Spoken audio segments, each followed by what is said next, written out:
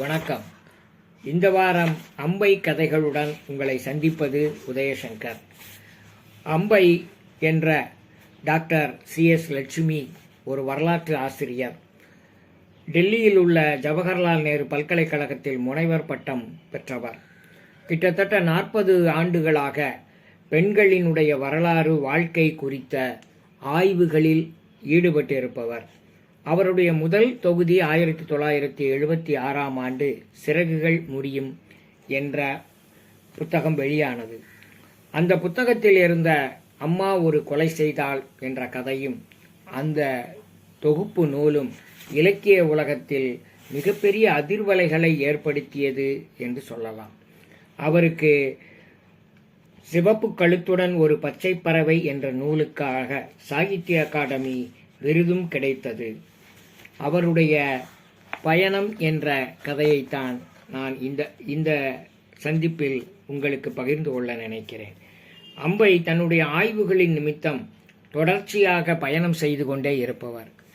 பெரும்பாலான கதைகள் பயணத்தை பற்றிய அல்லது பயணம் குறித்த, பயணத்தில் நிகழ்ந்த நிகழ்வுகள், சம்பவங்கள், அவர் சந்தித்த கதாபாத்திரங்கள், இவற்றின் வழியாக நமக்கு ஒரு புதியதொரு வெளிச்சத்தை, வாழ்வின் இதுவரை யாரும் பார்த்திராத, கேட்டிராத அல்லது யோசித்திராத கேள்விகளை எழுப்புகிற கதைகளாக அவருடைய கதைகள் அமைந்திருக்கும் என்பது ஒரு சிறப்பான ஒரு விஷயமாக நினைக்கிறேன்.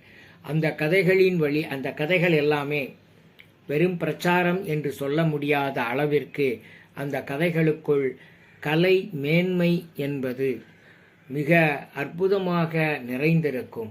அப்படிப்பட்ட அம்பையினுடைய இந்த பயணம் 14 என்ற இந்த கதை ஒரு கருப்பு சிலந்தியுடன் ஓர் இரவு என்ற தொகுப்பிலிருந்து எடுக்கப்பட்டிருக்கிறது. இந்த தொகுப்பு காலச்சுவடு பதிப்பகத்தினுடைய வெளியீடு. சரி, நாம் இப்போது கதையை பார்க்கலாம். பயணத்துக்காக சாமான்களை எல்லாம் கட்டிய போது அம்மாவினுடைய வெங்கல கூஜா கண்ணில் பட்டதாலோ என்னவோ, தண்ணீரும் அதை ஒட்டிய நினைவுகளுமாக மனதில் ஓடியது. மனசில் தண்ணீர் ஆக்கிரமித்தவுடன் தொடர்ச்சியாக அது சார்ந்த விஷயங்கள் நினைவிற்கு வந்து கொண்டே இருந்தன. சிறு வயசில் பயணம் செய்யும்போது அந்த கூஜாவும் கூடையே துணைக்கு வரும். ரயில் பயண கூஜாவை வைத்து காதல் கதையெல்லாம் கூட இருக்கு. அந்த காலத்து பாடகர்கள் மேடையில் கூஜாவுடன் தான் வருவார்கள். அதை தூக்க ஒருவரும் பெண் பாடகர்களின் கணவன்மார்களை அல்லது துணைவர்களை கூஜா தூக்கி என்று அழைக்க ஆரம்பித்ததும் கூட கூஜா அதற்கு ஒரு குறியீடாக மாறிவிட்டது. ஆனால் இப்போ அம்மாவினுடைய கூஜா வீட்டில் அலங்கார பொருளாக மாறிவிட்டது. அவளுடைய தாமிர தண்ணீர் குடமும் கொழுக்கட்டை அச்சும் போல, சேவை பிழியும் நாளி, இடியாப்பம் புளியக்கூடிய நாளியும், அதை வைப்பதற்கான ஒரு குறுமனையும் கூட இப்போவும் அம்மா கிட்ட இருக்கு. ஆனால் அது பல வேலைகளுக்கு பயன்படுகிற ஒரு குந்துமனை, உட்கார்ற பலகை. அதில் குழந்தைகளை உட்கார வச்சு தான் அம்மா தலையில் எண்ணெய் தேய்ப்பாங்க. எண்ணெய் குழி ஸ்டூல் என்று கூட அதுக்கு ஒரு பேர் இருக்குது. 5 அடி உயர அம்மா சமையலறையில் எட்டாத பொருளை எடுக்கிறதுக்கு அந்த பலகையை போட்டு தான் எடுப்பாங்க. தினம் ராத்திரியில் ஸ்டோர் ரூம் அலமாரியில் 2வது தட்டில் இருக்கிற கையால் காப்பி கொட்டை அரைக்கிற எந்திரத்தை அதில் போட்டு அரைச்சி எடுப்பதும் அங்கே ஏறி நின்று தான் எடுப்பாங்க. அந்த மரப்பலகை நடுவில் இருந்த நாளி வைப்பதற்குன்னு அதில் ஒரு சின்ன ஓட்டை இருக்குது, சிறிய குழிவான பகுதி இருக்குது. அதை பார்த்துட்டு வீட்டுக்கு வந்த ஒரு பிரெஞ்சு பெண்மணி, இது குழந்தைகள் மலங்கழிப்பதற்கான அந்த காலத்து டாய்லெட் சீட்டா அப்படின்னு கேட்டாப்புல. அம்மாவுக்கு ஒரே சிரிப்பாகிவிட்டது. பிளாஸ்டிக் தண்ணீர் பாட்டில்கள் எல்லாம் வராத காலங்களில் வடநாட்டு ரயில்வே ஸ்டேஷனில் வெளியே தண்ணீர் கொண்டு போக நீண்ட கழுத்துடன் கூடிய மண் குடங்கள் சுராய் என்கிற பேரில் கிடைக்கும். டெல்லி கனோட் பிளேஸில் தண்ணீர் அடித்து தரும் வண்டிகளுடன் பலர் நிற்பார்கள். ஒரு கிளாஸ் தண்ணிக்கு 10 பைசா. பிறகு அது 4 தான் ஆயிடுச்சு. ஒரு சிறிய எலுமிச்சை துண்டும் கூட கொடுப்பாங்க அதில் பிழிஞ்சு குடிக்கிறதுக்கு. ரயில் பெட்டியின் சன்னலில் சாய்ந்து யோசித்தபடியே வந்தபோது ஒரு தண்ணீர் காவியமே எழுதிவிடலாமே என்று தோன்றியது. பெட்டியில் இவளைத் தவிர வேறு யாரும் இல்லை. உத்தரப்பிரதேசத்தில் வண்டி நுழைந்து விட்டது. ரயில்வே ஸ்டேஷனில் நின்றதும் 3 நடுத்தர வயதினரும் வெண்தாடியுடன் கூடிய ஒரு முதியவரும் ஏறினார்கள். அவரவர் இருக்கைகளை கண்டுபிடித்து சாமான்களை ஒழுங்குபடுத்தி அமர்ந்து விட்டார்கள், உட்கார்ந்துட்டாங்க. கொஞ்ச நேரம் போனதும் ஆங்கிலத்தில் அவளிடம் அந்த முதியவர் பேச முற்படுகிறார். உரையாடலுக்கு முன்னாடி அவர் கேட்கிற கேள்விகள்: எங்கே போகிற, என்ன செய்கிற, எங்கே இருந்து வர்ற, உனக்கு குடும்பம் இருக்கா, ஃபேமிலி இருக்கா, கல்யாணம் முடிஞ்சிருச்சா, அப்படியா, முடியலைன்னா ஏன் முடியலை, இப்படி பெண்கள் தனியாக வாழ்வது சரியில்லை, குடும்பம் ஒரு கோயில் அப்படிங்கிற மாதிரி தொடங்கி பாரதத்தினுடைய பெருமையை பாடி கலப்பு திருமணங்கள் சரியில்லை என்று கூறி அவருடைய மகள் ஒரு கீழ்ஜாதி பையனை திருமணம் முடித்தால் அவர் கையாலேயே கொன்று விடுவேன் என்று கையை காண்பித்து கழுத்தை நெரிப்பதைப் போல அவர் செய்து காட்டுகிறார். மற்ற பயணிகள் புஸ்தகம் படிப்பதும் தினசரி தினசரி பேப்பர்களை படிப்பதும் வெளியே பார்ப்பதுமாக அவங்க வேலையில் மூழ்கி இருக்கிறாங்க. கிழவருக்கு அவளை விட்டால் பேசுறதுக்கு யாரும் இல்லை. அவளும் மெல்ல ஒரு புத்தகத்தை எடுத்தாள். அவரை தவிர்த்து விடலாம் என்று நினைத்தாள். ரயில் வண்டி போய்கொண்டிருந்தது. திடீரென்று கிழவர் அங்கே எங்கேயும் தேடுறார். தண்ணீர் பாட்டிலை மறந்துட்டேனே அப்படின்னு முணுமுணுக்கிறார். சாய்ந்து அமர்ந்து உட்கார்ந்தார். நாவால் உதட்டை ஈரப்படுத்தி கொண்டார். பிறகு அமைதியின்றி இருக்கையில் அப்படியும் இப்படியுமாக சாய்ந்தார். சிறிது நேரத்தில் அவருடைய தவிப்பு கூடியது. பெட்டியில் எல்லோர் மேலையும் கண்களை அப்படியே ஒரு தடவை அப்படியே பார்க்குறார், சுற்றி பார்த்துட்டு மறுபடியும் அவளிடம் பகன்ஜி கொஞ்சம் தண்ணீர் தர முடியுமா என்று கேட்டார்.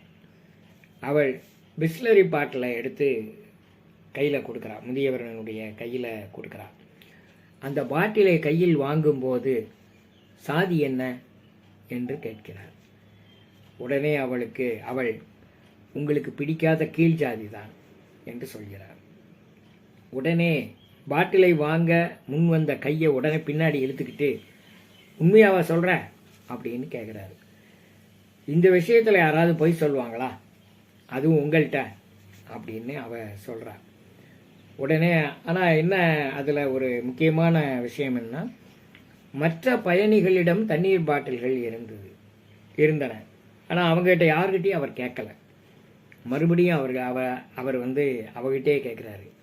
தாகம் எடுக்குது, கொஞ்சம் சாதியை சொல்லிடுறேன் அப்படின்னு சொல்கிறார். உடனே நான் தான் சொல்லிட்டேனே அப்படின்னு சொன்ன உடனே கிளைவரனுடைய பதட்டம் கூடிக்கொண்டே போகுது. தாகம் எடுத்த பிராணியை போல நாக்க வெளியே நீட்டுறாரு.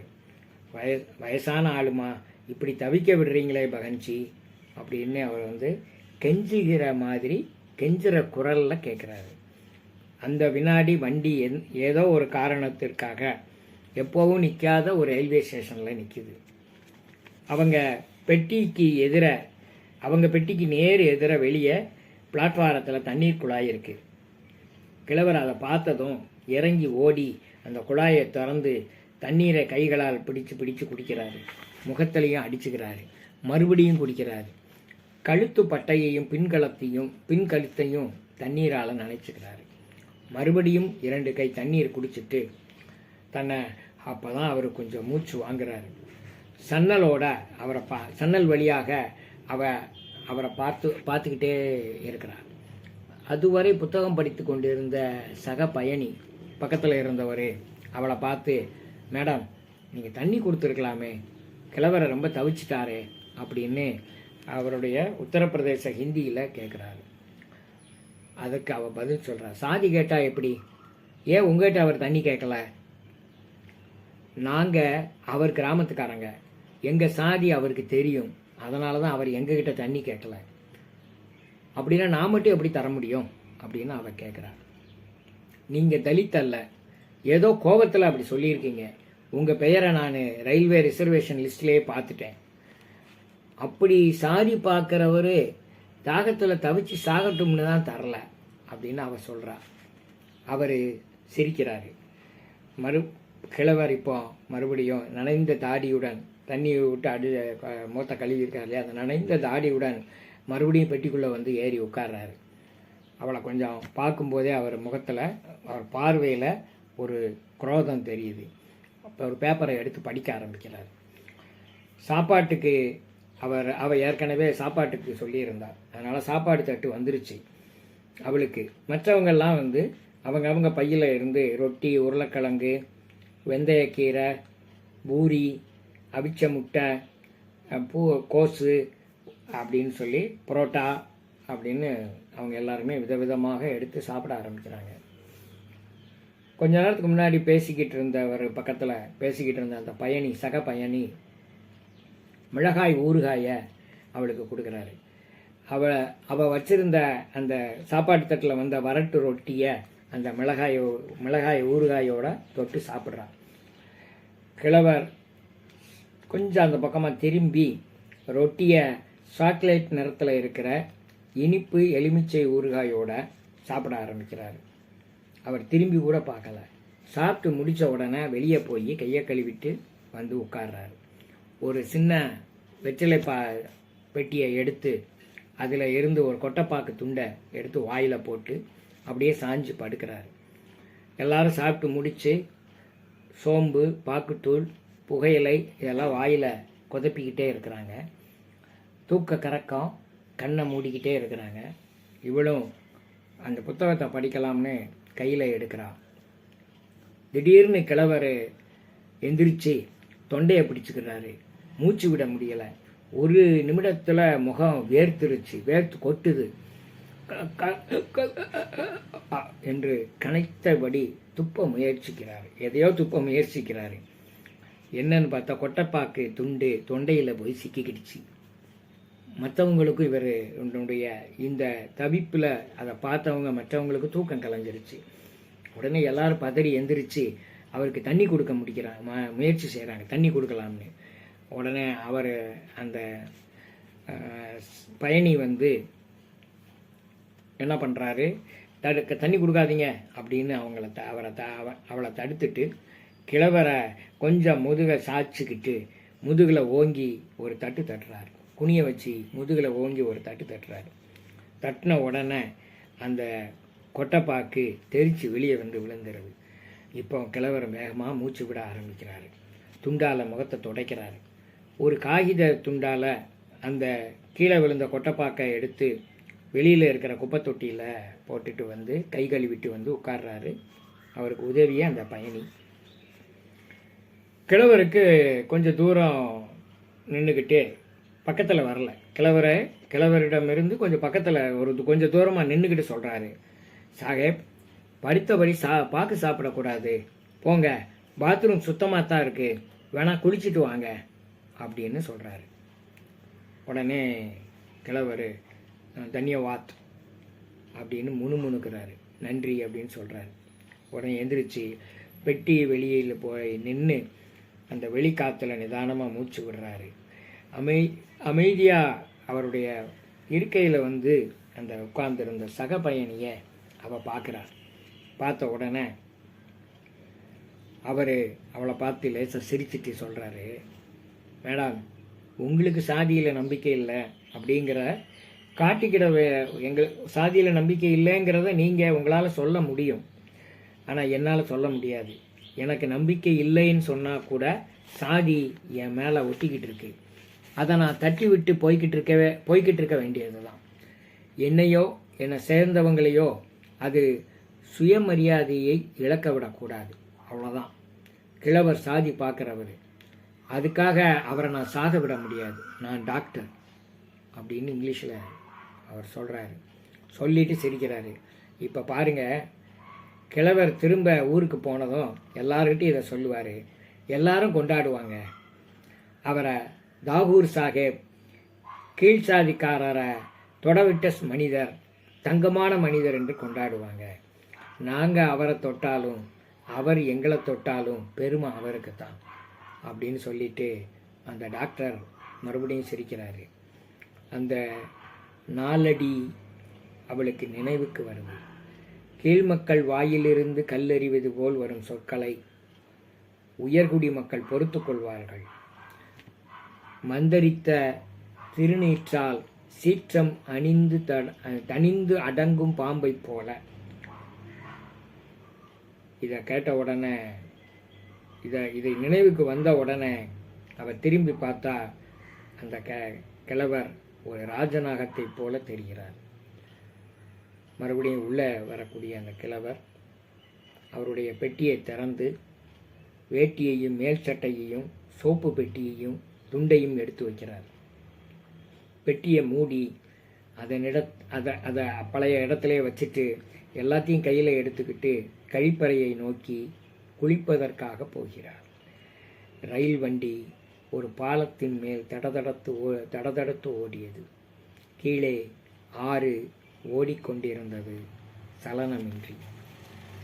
அவ்வளவுதான் கதை. இந்தியா முழுவதும் பரவி இருக்கக்கூடிய மிக கொடிய இந்த சாதிய பாகுபாடு குறித்த ஒரு மிகச்சிறந்த கதையாக அம்பை இந்த கதையை எழுதியிருக்கிறார். ஒரு பயணத்தில் நிகழ்கிற ஒரு சம்பவத்தின் மூலமாக ஒரு இந்திய மனம் எப்படி பழமையான சாதிய பிடிக்குள் சிக்கி தவிக்கிறது என்பதையும் அவர் இந்த கதையின் வழியாக சொல்லியிருக்கிறார் என்று நினைக்கிறேன். உண்மையில் இந்த கதைக்காகவே அம்பைக்கு ஒரு மிகச்சிறந்த வாழ்த்துக்களையும் பாராட்டுகளையும் சொல்ல வேண்டும் என்று நினைக்கிறேன். இனி அடுத்த கதையுடன் சந்திக்கிறேன். நன்றி, வணக்கம்.